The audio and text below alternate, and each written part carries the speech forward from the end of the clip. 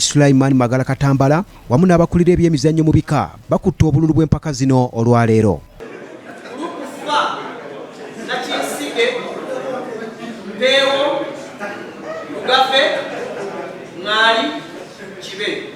Tiimu 48 ze ziteekeddwa mu bibinja 8 era nga buli kibinja kirimu ttiimu 6 era wano ow'ekitiibwa Henry Ssekabembe Kiberu minisita w'ebyemizannyo abavubuka n'okwewummuza mu Bwakabaka wasinzidde n'akubiriza abantu ba Beene okujjumbira emipiira gino. Ono agamba emipiira gino gigendereddwamu kuzza bumu mu bantu ba Ssaabasajja.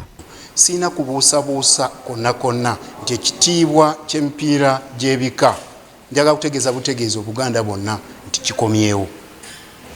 Kati olwaleero ekikulu abantu ba Buganda okuviira ddala mu mpya zammwe okutuuka ku nnyiriri zammwe ku mituba ku masiga paka ku busolya buli omu kwe kuba n'okukkiriza nti olina ky'oteekeddwa okukola era n'okikola nga bw'oteekeddwa okukola mu kuwagira ekikopo kino eky'abazzukulu ba Nnambi bokka ng'otunuulidde ekigendererwa ekikulu nti kyekikopo byonna bye tulina ekinyweza Ssemasonga esooka okutaasa n'okkuuma Namulondo. Haji Sulaiman Magala Katambala ngono ssentebe w'olukiiko oluteesiteesi olw'emipiira gy'ebika by'Abaganda asiimye olw'obuvunaanyizibwa buno obwamuweebwa Ssaabasajja era n'asuubiza enteekateeka ennungi. Njagala okubategeeza nti twakyuse ebingi ebyakyusekyuse era mu Bwakabaka guno gwe mulundi gwe tugenda okusooka okuzannya emipiira gy'ebika bya Buganda nga tulina ebbago.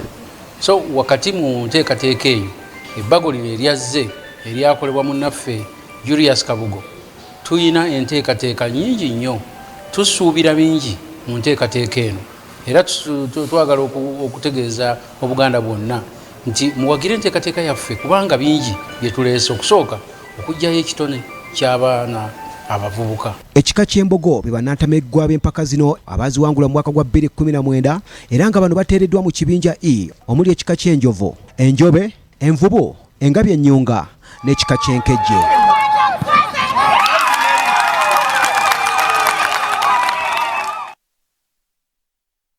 Kale ensonga eyo